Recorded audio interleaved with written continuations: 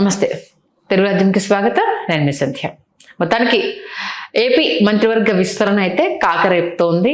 ఆశావహుల list చాలా పెరిగిపోయింది. ఎవరు లాబింగ్లు వారు చేసుకుంటున్నారు. కాకపోతే ఇక్కడ ప్రముఖంగా కొందరు ఏంటంటే కష్టపడ్డ వాళ్ళు, పార్టీ కోసం పనిచేసిన వాళ్ళు, అత్యధిక సార్లు గెలిచిన వాళ్ళు, పార్టీనే అంటిపెట్టుకుని ఉన్న వాళ్ళు, అలాగే ఫోర్ ఫాదర్స్కి సంబంధించి కూడా పార్టీ నుంచి కొనసాగుతున్న వాళ్ళను అధిక ప్రాధాన్యత ఇస్తే బాగుంటుందన్న వాదనను తెర మీద తీసుకొస్తున్నారు. దీంట్లో ముందు వరుసలో బండారు సత్యానందరావు, అంటే కోనసీమ జిల్లా నుంచి కొత్తపేట ఎమ్మెల్యే బండారు సత్యానందరావు గారికి ఇస్తే బాగుంటుందన్న వాదన, అందులోనూ టీడీపీ నుంచి కాబట్టి కాపు సామాజిక వర్గానికి ఒకంత ప్రాధాన్యత ఇచ్చినట్టుగా ఉంటుంది కాబట్టి అది పార్టీకి కూడా ప్లస్ అవుతుంది అంటూ బలంగా వినిపించే ప్రయత్నం చేస్తున్నారు. మరి బండారు సత్యానందరావు గారి గురించి తెలుసుకునే ప్రయత్నం చేద్దాము. ఏ అంశాలు తెర మీదకి రాబోతున్నాయి, ఎందుకు ఆయన పేరు ప్రముఖంగా తెర మీద తీసుకొస్తున్నారు, లోతుల్లోకి వెళ్దాం. చరిత్రకారులు, రాజకీయ విశ్లేషకులు చిల్లగడ్డ శ్రీకాంత్ గారు ఉన్నారు. ఆయన మాటల్లోనే. శ్రీకాంత్ గారు నమస్తే అండి. నమస్కారం సంధ్య గారు. మొత్తానికి టీడీపీ నుంచి కాపుకు మంత్రి పదవి, అందులోనూ ఈ వ్యక్తి ఖచ్చితంగా ఇచ్చి తీరాలి అన్న వాదన్ని ఆయన వర్గం నుంచి కావచ్చు, లేకపోతే సీనియర్ల నుంచి కావచ్చు వినిపిస్తుంది అనేసి అని వింటున్నాము. నిజమా? ఇక్కడ కొత్తపేట అనేది చాలా అత్యంత ప్రతిష్టాత్మకమైనటువంటి నియోజకవర్గం సంధ్య గారు. ఎందుకంటే కోనసీమ ముఖద్వారం, అట్లాగే ఇవాళ ఇది అంబేద్కర్ కోనసీమ జిల్లా అయింది. ఈ జిల్లాలో అమలాపురం ఎస్సీ రిజర్వ్డ్ లోక్సభ నియోజకవర్గ పరిధిలోకి వచ్చేటటువంటి 7 శాసనసభ నియోజకవర్గాలలో అమలాపురం ఎస్సీ, గన్నవరం ఎస్సీ, తర్వాత రాజోల్ ఎస్సీ, 3 ఎస్సీ రిజర్వ్డ్లు అయినాయి. ముమ్మిడివరం, మండపేట, కొత్తపేట, ఈ నియోజకవర్గాలు, రామచంద్రపురం, ఈ నియోజకవర్గాలు మనకి ఈ లోక్సభ నియోజకవర్గ పరిధిలోకి వస్తున్నాయి. వచ్చినప్పుడు ఏమవుతుందంటే మీకు 7 శాసనసభ నియోజకవర్గాలను ఒకసారి మనం తీసుకుంటే అమలాపురం ఐతాబత్తుల ఆనందరావు గారు శాసనసభ్యులు, గిడ్డి సత్యనారాయణ గారు పి గన్నవరం నుంచి ఆయన ప్రాతినిధ్యం వహిస్తున్నారు జనసేన. అట్లాగే రాజుల నుంచి దేవవర ప్రసాద్ గారు ఆయన ఎస్సీ రిజర్వ్ నుంచి ఆయన ప్రాతినిధ్యం వహిస్తున్నారు. ముమ్మిడివరం నుంచి దాట్ల సుబ్బరాజు గారు, బుచ్చిరాజు గారిని కూడా పిలుస్తారు, ఆయన ప్రాతినిధ్యం వహిస్తున్నారు. మండపేటకు వచ్చేటప్పటికి వేగుల జోగేశ్వరరావు గారు కమ్మ సామాజిక వర్గం, ఆయన ప్రాతినిధ్యం వహిస్తున్నారు. రామచంద్రపురం వెళ్ళేటప్పటికి కలుగీత సామాజిక వర్గం నుంచి వాసంశెట్టి సుభాష్ గారు ఆయన మంత్రిమండలిలో ఉన్నారు, వెనుకబడిన తరగతి నుంచి. కొత్తపేటకు వచ్చేటప్పటికి కాపు సామాజిక వర్గం బండారు సత్యానందరావు. ఇప్పుడు మొత్తంగా 7 నియోజకవర్గాలు ఒకసారి మనం తీసుకుంటే Amalapuram SC reserved, Razole SC reserved, P Gannavaram SC reserved, Ramachandrapuram general 4 నియోజకవర్గాలు, మరియు మండపేట 5 నియోజకవర్గాలు, 6వ నియోజకవర్గం కొత్తపేట, 6 నియోజకవర్గాలు పోను ముమ్మిడివరం 7వ నియోజకవర్గం.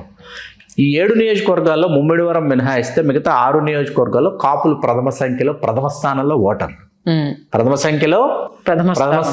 ఓటర్లు. ఇప్పుడు వాసంశెట్టి సుభాష్ గారిని తప్పించేటటువంటి పరిస్థితి నెలకొంది. ఎందుకు నెలకొంది అనేది సంక్రాంతి రికార్డింగ్ డాన్స్ల సందర్భంగా మనందరికీ ససాక్ష్యాలతో దొరికినటువంటి వీడియోలు, దాని మీద జరిగినటువంటి చర్చ అన్ని. ఆయనను తప్పిస్తే అదే సామాజిక వర్గానికి చెందినటువంటి వారిలో ఉమ్మడి పశ్చిమ గోదావరి జిల్లా ఆచంట నియోజకవర్గానికి చెందిన గతంలో మాజీ మంత్రిగా చేసినటువంటి పితాని సత్యనారాయణ గారి పేరు, అట్లాగే ఉమ్మడి శ్రీకాకుళం జిల్లాలో మన గౌతి శిరీష్ గారు, వీళ్ళిద్దరి పేర్లు పరిశీలనలో ప్రస్తుతానికి ఉన్నాయి. కాసేపు పక్కన పెడితే ఇప్పుడు బండారు సత్యానందరావు గారికి ఎందుకు ఇవ్వాలి అనేటటువంటి విషయం, మొన్న బండారు సత్యానందరావు గారికి ఎందుకు ఇవ్వకూడదు, ఇచ్చి తీరాలి అనేటటువంటి ఒక అంశాన్ని ఒక సామాజిక రాజకీయ విశ్లేషకుడిగా నేను చేసిన తర్వాత ఇది రాజకీయ వర్గాల్లో పెద్ద ఎత్తున చర్చ జరిగిన తర్వాత మీకు కొత్తపేట నియోజకవర్గాన్ని తీసుకుంటే 1955లో ఏర్పడినటువంటి నియోజకవర్గంలో కళా వెంకట్రావు గారు ఉండేవారు, బ్రాహ్మలు. ఆయన టంగుటూరు ప్రకాశం పంతులు గారు ముఖ్యమంత్రిగా ఉన్నప్పుడు ఆయన మంత్రివర్గంలో రాష్ట్ర మంత్రిగా చేశారు కళా వెంకట్రావు గారు. ఆ తర్వాత మీకు ఎంవివిఎస్ సుబ్బరాజు గారు అని చెప్పేసి ఆయన 4 సార్లు ఆయన శాసనసభ్యుడిగా చేశారు. మధ్యలో ఒకసారి భానుతిలకం గారిని చేశారు. ఈ సుబ్బరాజు గారు ఏం చేశారు, కాంగ్రెస్ పార్టీలో ఉండి ఆ తర్వాత జనతాలకు కూడా వచ్చారు. ఎవరికి తెలియని విషయం ఏంటంటే 1983లో చిల్ల సోమసుందర్ రెడ్డి గారు తెలుగుదేశం పార్టీ అభ్యర్థిగా గెలిచారు 83లో. ఆ తర్వాత 85 ఎన్నికలకి మళ్ళీ అటుదిట్ అయిన తర్వాత ఏమైంది, ఈ సోమసుందర్ రెడ్డి గారు 85 ఎన్నికల్లో ఆయనకి స్థానం కేటాయించాల. ఐఎస్ రాజు గారిని క్షత్రుడికి ఇచ్చారు, రామారావు గారు. క్షత్రుడికి ఇచ్చేటప్పటికి ఈయన ఏం చేశారు, సోమసుందర్ రెడ్డి గారు ఇండిపెండెంట్గా వేశారు 85 ఎన్నికల్లో. వేసి రన్నరప్, ఆయన సెకండ్ ప్లేస్ అనమాట. తెలుగుదేశం అభ్యర్థి ఐఎస్ రాజు గారు గెలిచినప్పటికీ ఒక రెడ్డి గారికి ఒక రాజు గారికి ఇచ్చామని 89 ఎన్నికలకి ఎన్టీ రామారావు గారు ఏం చేశారు, ఈ చెల్ల సోమసుందర్ రెడ్డి గారు కాంగ్రెస్ పార్టీలో వెళ్ళి చేరిపారు. వాళ్ళు సహజంగా రెడ్డి సామాజిక వర్గం కాంగ్రెస్ పార్టీలో చేరిపోతుంది మనకు తెలుసు. వెళ్ళిన తర్వాత అప్పుడు బండారు సత్యానందరావు 24 సంవత్సరాలు పూర్తి 25 సంవత్సరాలు అనమాట, నవయువకుడు. ఆయన్ని పిలిచి కాపుకిస్తున్నావు కోనసీమ ముఖద్వారం కదా అని కొత్తపేట నియోజకవర్గం బండారు సత్యానందరావు ఎన్టీ రామారావు గారు కేటాయించారు. ఏ సంవత్సరం ఇది? 89 ఎన్నికలు. 89 ఎన్నికలు. కాంగ్రెస్ ప్రభంజనంలో 12,000 పైచిలకు 13,000 లోపు ఓట్లతో బండారు సత్యానందరావు గారు ఓడిపోయారు. ఫస్ట్ టైం మొదటిసారి ఆయన ఓటమిని ఎదుర్కొన్నారు. వాళ్ళ తండ్రి గారి అడుగుజాడల్లో తండ్రి చాటున ఉండేవారు. విద్యార్థి దశ నుంచి కావచ్చు, గ్రామస్థాయి నుంచి కావచ్చు, ఆ రాజకీయాలు గ్రామస్థాయి మండల స్థాయి రాజకీయాలు చేసుకుంటూ అట్లా ఇక్కడ బండారు సత్యానందరావు గారు కొత్తపేటలో మొట్టమొదట పోటీ చేసినటువంటి కాపు సామాజిక వర్గానికి చెందినటువంటి నేత. ఓకే. కోనసీమ ముఖద్వారమైనటువంటి కొత్తపేటలో. ఆ తర్వాత 94 ఎన్నికలకి ఏమైందంటే 15,000 పైచిలుకు ఓట్లతో సోమసుందర్ రెడ్డి గారిని బండారు సత్యానందరావు గారు మొట్టమొదటిసారి ఓడించి ఆయన శాసనసభలోకి అడుగుపెట్టారు. 99 ఎన్నికల్లో మరొకమారు సోమసుందర్ రెడ్డి గారిని చిత్తుగా ఓడించారు. 16,000 పైచిలుకు ఓట్లతో బండారు సత్యానందరావు గారు ఓడించి వచ్చారు. 2004లో సోమసుందర్ రెడ్డి గారి మరణానంతరం చిల్ల జగ్గారెడ్డి గారికి అవకాశం ఇచ్చారు, సోమసుందర్ రెడ్డి గారి అబ్బాయికి. 2004 అంటే సహజంగా వైఎస్ రాజశేఖర రెడ్డి గారి ప్రభంజనం, కాంగ్రెస్ ప్రభంజనం. 2004లో ఆయన గెలుపొందారు. ఎవరు? చిల్లా జగ్గారెడ్డి గారు. 9 ప్రభంజనంలో ఏమైందంటే బండారు సత్యానందరావు గారు ఒకవైపు నుంచి ప్రయత్నిస్తున్నారు. ఏ పార్టీలో? ప్రజారాజ్యంలో చేరారు. ఓకే. ప్రజారాజ్యంలో చేరిన తర్వాత బండారు సత్యానందరావు గారి అభ్యర్థిత్వాన్ని అల్లు అరవింద్ గారు ఖరారు చేశారు. ఇక్కడ చెప్పుకొని తీరాలి విషయం. ఈ స్థానాన్ని ఆశించింది ఎవరంటే రాజోల్ నియోజకవర్గానికి చెందిన రాజోల్ నియోజకవర్గం ఏమైంది? 2009కి షెడ్యూల్ కులాలకు రిజర్వ్ చేయబడింది. ఓకే. చేసేటప్పటికి రాజోల్ నియోజకవర్గాన్ని ఆశించి అది షెడ్యూల్ కులాలకు రిజర్వ్ చేసేటప్పటికి కోనసీమ ముఖద్వారం కదా, కొత్తపేట నుంచి పోటీ చేద్దామని పవన్ కళ్యాణ్ గారి అత్యంత అప్పటి ఇష్టులలో ముఖ్యులలో ఒకరైనటువంటి ప్రభుత్వంలో ఫోటోగ్రాఫర్గా ఐఎన్పిఆర్లో ఉద్యోగం చేస్తూ ఉద్యోగ విరమణ చేసినటువంటి స్వచ్ఛందంగా ముత్యాల సత్యబాబు గారిని ఆయన ప్రయత్నిస్తున్నారు. అయితే ముత్యాల సత్యబాబు గారి కోసం పవన్ కళ్యాణ్ గారు చాలా ప్రయత్నిస్తే అరవింద్ గారు ససేమిరా అన్నారు. ఎందుకు అంటే బండారు సత్యానందరావు గారు ఆయన he is local and also proved MLA, ex MLA. ఆయన అయితే బాగుంటుంది, వారు మర్యాదగా మన పార్టీలోకి ఎంతో గౌరవంగా వచ్చారు కాబట్టి వారికి మనం అవకాశం ఇవ్వాలనుకుంటున్నాం. నా సమయంలో ఏంటంటే వంగాగీత గారు ఆవిడ పిఠాపురం నుంచి చేశారు. ఆ తర్వాత పంతం గాంధీమోహన్ గారు పెద్దాపురం నుంచి, బండారు సత్యానందరావు గారు కొత్తపేట నుంచి, వాళ్ళకి మనం గౌరవం ఇవ్వాలి అనేటప్పటికీ పవన్ కళ్యాణ్ గారు కోపగించుకొని ఆయన ప్రచారానికి కూడా పవన్ కళ్యాణ్ గారు దూరమై శంకరపల్లి గెస్ట్ హౌస్కి పరిమితం అయిపోయినటువంటి పరిస్థితి కొత్తపేట నియోజకవర్గంలో బండారు సత్యానందరావు గారికి ప్రజారాజ్యం పార్టీ అభ్యర్థిత్వాన్ని ఖరారు చేయడం వల్ల వచ్చింది ఆ రోజు. ఓకే. తర్వాత పవన్ కళ్యాణ్ గారు ప్రచారానికి రాలా. ప్రజారాజ్యం పార్టీ ఎన్నికల వేళ పెరగడానికి కారణం అది. సరే, ఇది వేళ మనం చెప్తే ఈవేళ ఎందుకు ఇప్పుడు చెప్పారు, గుర్తు చేశారు అని కామెంట్ బాక్స్ లో మనల్ని వాయిస్తారు. వేరే సంగతి పక్కన పెడతారు. జరిగినటువంటి ఆ ఎన్నికల్లో బండారు సత్యానందరావు గారు గెలుపొందారు. 2009 ఎన్నికల్లో ప్రజారాజ్యం పార్టీ అభ్యర్థిగా గెలుపొందారు. 14 ఎన్నికల నాటికి ఆయన తిరిగి తెలుగుదేశం, ఎందుకంటే కాంగ్రెస్ పార్టీలోకి బేషరతుగా ప్రజారాజ్యం పార్టీని విలీనం చేసి వాళ్ళు సాంకేతికంగా కొనసాగి తెలుగుదేశం పార్టీకి వచ్చారు. కానీ 2014లో ఏమైందంటే చాలా స్వల్ప ఓట్ల తేడాతో 713, 716 ఓట్లు స్వల్ప ఓట్ల తేడాతో బండారు సత్యానందరావు గారు ఓడిపోయారు. ఓడిపోయారు చాలా స్వల్ప ఓట్లు. ఆ సమయంలో ఏంటంటే ఒకసారి నేను చినరాజప్ప గారిని కలిసి వెలుపలికి వస్తుంటే సెక్రటేరియట్లో బండారు సత్యానందరావు గారు ఎదురుపడ్డారు. నేను చెప్పా, చాలా బాధాకరంగా ఉంది అన్నగారు, మీరు గెలుపొందుంటే చాలా బాగుండేది, ఈసారి ఖచ్చితంగా గెలుస్తారు, మంత్రి అవుతారు అని చెప్తే ఆయన పాపం. ఆ తర్వాత 2019 ఎన్నికలకి ఏమైందంటే ఖచ్చితంగా గెలిచి తీరాల్సినటువంటి నేపథ్యం. అయితే 4,000 అంతే, 4,000 పైచిలకు ఎందుకు ఓడిపోయారు 2019 ఎన్నికలు? అంత వైకాపా ప్రభంజనంలో తెలుగుదేశం పార్టీ అభ్యర్థిగా ఆయన ఎందుకు ఓడిపోవాల్సి వచ్చిందంటే స్వయాన ఆయన సొంత సోదరుడు బండారు శ్రీనివాసరావు గారు పోటీలో ఉన్నారు. ఏది? జనసేన అభ్యర్థిగా. దాంతో ఓట్లు స్పష్టంగా చీలిపోయాయి. 30,000 పైచీలకు ఓట్లు జనసేన అభ్యర్థిగా శ్రీనివాసరావు గారికి వచ్చాయి. ఆ ఓట్లు ఇటు వస్తే ఇక్కడ ఆధిక్యత ఎంత వస్తుంది? అలా అది అటు మొన్న 24 ఎన్నికల్లో కనీవి నీరుగిన ఆధిక్యతతో చిల్లా జగ్గిరెడ్డి గారిని ఓడించి, అంటే 89, 94, 99, 2004, 2009, 2009, 14, 19, 28 ఎన్నికలు వరుస ఎన్నికలు గెలుపోవటములతో సంబంధం లేకుండా ఎన్నికలను ఎదుర్కోవడం అంటే అందులో 89లో ఓడిపోయారు, 2004లో ఓడిపోయారు, 14, 19లో ఓడిపోయారు. 4 ఎన్నికలు ఓడిపోతే 4 ఎన్నికలు గెలిచారు. కాకపోతే వరుసగా మీకు ఒక నియోజకవర్గంలో కాపు సామాజిక వర్గం అంత క్రితం ప్రాతినిధ్యం వహించినటువంటి ఒక నియోజకవర్గంలో కాపు సామాజిక వర్గం నుంచి పోరాడుతున్నటువంటి ఒకే ఒక్క మగాడు మనగాడు బండారు సత్యానందరావు గారు. మీరు తెలుగుదేశం పార్టీలో, మీ పార్టీలో ఈ స్థాయిలో మీతో కలిసి ప్రయాణం చేస్తున్నటువంటి వారికి మీరు ప్రాతినిధ్యం ఇవ్వకపోతే ఎవరికి ఇస్తారు? అవును, వాలెట్ పాయింట్ ఇది. చంద్రరాజప్ప గారు 5 సంవత్సరాలు ఉప ముఖ్యమంత్రి చేశారు, కీలకమైనటువంటి హోంశాఖని అలంకరించారు, 3వసారి శాసనసభ్యుడై, అంత క్రితం ఒకసారి శాసనమండలి సభ్యుడై, వరుసగా ఆయన పెద్దాపురం నియోజకవర్గాన్ని తన సొంత నియోజకవర్గం చేసుకుని అక్కడ అలరాడుతున్నారు. తప్పు కాదు, తప్పు లేదు. ఆ తర్వాత మీకు ఉమ్మడి తూర్పుగోదావరి జిల్లాలో కనిపిస్తున్నటువంటి నేత మీకు బండారు సత్యానందరావు గారు. ఇది మనం ఏ విధమైనటువంటి వ్యక్తిగత ఆపేక్షో ఆసక్తో మరొకటి కాదండి. మీ పార్టీలో ఉన్నటువంటి, మీతో ప్రయాణం చేస్తున్నటువంటి నేతల్ని మీరు గుర్తించి గౌరవించి కాపాడుకోండి అని మనం ఆయా పార్టీలకు చేస్తున్నటువంటి ఒకానొక విజ్ఞప్తి అని కూడా అనుకోవచ్చు. అంటే మీ పార్టీలో ప్రూడ్ పోసుకున్న వ్యక్తి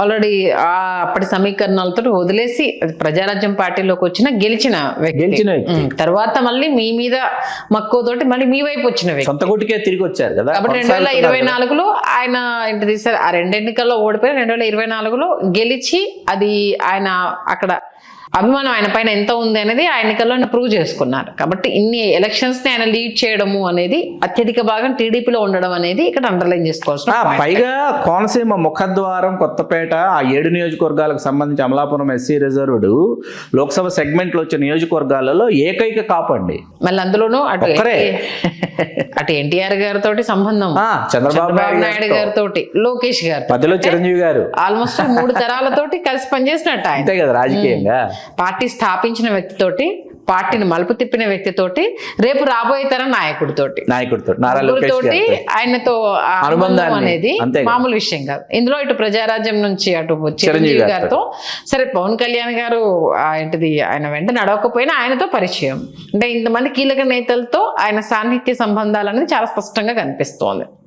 మరి మీరన్న దాని ప్రకారం ఎంతవరకు ఆయన వైపు అధిష్టానం మొగ్గు చూపే అవకాశం ఉంటుంది? ఖచ్చితంగా మొగ్గు చూపాలని మనం కోరుకుందాం సంజయ్ గారు. ఎందుకంటే ఈ సామాజిక వర్గంలో ఇందాక నేను పదే ఎందుకు చెప్తున్నానంటే, పిఠాపురం అనేది మనకు కాకినాడ లోక్సభ నియోజకవర్గంలోకి వస్తుంది. పిఠాపురం నుంచి పవన్ కళ్యాణ్, ఈవేళ కాకినాడ జిల్లా, అంబేద్కర్ కోనసీమ ఎలా జిల్లా అయిందో కాకినాడ ఒక జిల్లా అయింది, రాజమండ్రి కూడా ఒక జిల్లా అయింది. కాకినాడ జిల్లాకు సంబంధించి పవన్ కళ్యాణ్ గారు ఆ జిల్లా నుంచి ప్రాతినిధ్యం వహిస్తున్నారు కాబట్టి ఆయన ఉప ముఖ్యమంత్రి.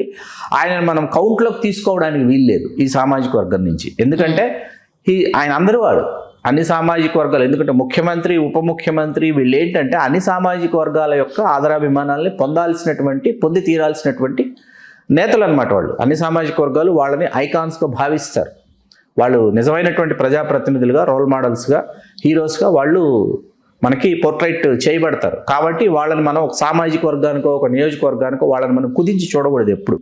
కాకపోతే చర్చలు జరిగినప్పుడు, లేకపోతే వాదోపవాదాలు జరుగుతున్నప్పుడు ఏంటంటే ఆ విధమైనటువంటి చర్చ కొనసాగుతుంది, అది వేరే విషయం విశ్లేషకుల దగ్గర. ఇక్కడ సామాజిక వర్గానికి అవకాశం ఇవ్వమని, సామాజిక టీడీపీ నుంచి చెల్లిస్తే అధిక ప్రాధాన్యత ఇచ్చినట్టుగా ఆ 7 నియోజకవర్గాలు ఏంటంటే కీలకమైనటువంటి కాపులు ప్రథమ సంఖ్యలో ప్రథమ స్థానం వహిస్తున్నటువంటి నియోజకవర్గాలండి. కూటమిలో టీడీపీ నుంచి ఒకవేళ కనుక ఇస్తే దాని అంతో ఇంతో తగ్గించే అవకాశం, తీవ్రత తగ్గుతుంది. సీనియర్ నేతల్ని గుర్తించారు అన్నది. మీకు ఇక్కడ ఒక విషయం గుర్తు చేస్తున్నాను నేను.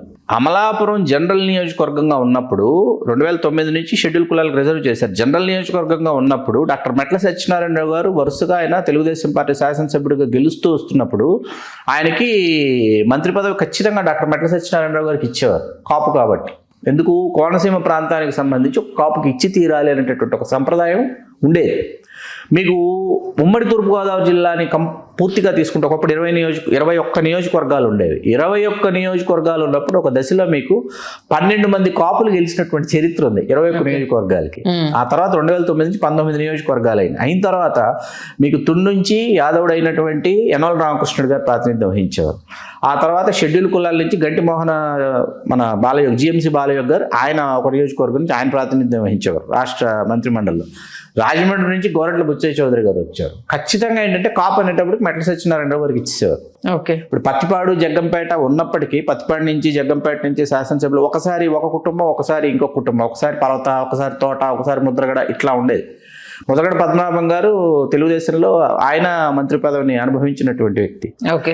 కోనసీమని వేళ మనం ఒక ప్రాంతంగా పూర్తి స్థాయిలో అంబేద్కర్ కోనసీమ జిల్లా అయింది. అమలాపురం లోక్సభ నియోజకవర్గం 7 శాసనసభ నియోజకవర్గాలు తీసుకుంటే ఏకైక కాపు శాసనసభ్యుడు బండారు సత్యానందరావు గారు ఫ్రమ్ కొత్తపేట. ఆయనకి మనం అవకాశం ఇస్తే ఏంటంటే అక్కడున్న కాపు సామాజిక వర్గం మీద తెలుగుదేశం యొక్క ప్రభావం ఏంటంటే ఒక సుహృద్భావ వాతావరణంలో ఉండాలి అని మనం కోరుకుంటున్నాం.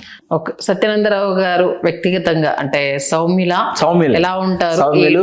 సౌమ్యులు, స్నేహశీలి, మృదు స్వభావి, అట్లాగే సున్నితమైనటువంటి గోదావరి జిల్లాల శైలిలో లాలిత్యపు రాజకీయాలు అంటారు, అట్లా లాలిత్యపు రాజకీయాలు చేసేటటువంటి వ్యక్తి. ఎందుకంటే ఆయన పెద్దగా ఎప్పుడు ఫైర్ బ్రాండ్ గా ఆయన మొన్న ఫైర్ బ్రాండ్ గా ఒక సరికొత్త రూపాన్ని చూపించింది చెర్ల జగ్గిరెడ్డి గారు. ఆ కృష్ణదేవరాయల చిత్రపటం అంశంలోనే ఆయన తన ఫైర్ బ్రాండ్ స్వరూపాన్ని చూపించారు బండారు సత్యానందరావు గారు.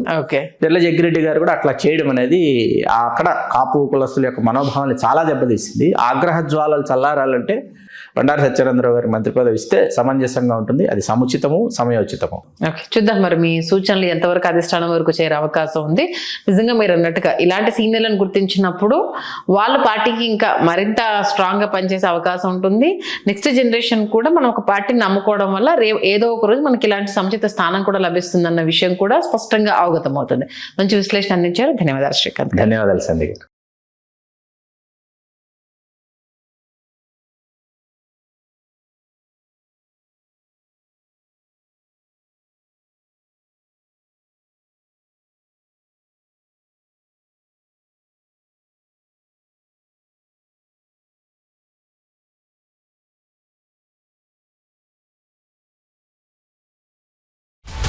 హలో, తెలుగు రాజ్యం ఛానల్ చూస్తున్నారా?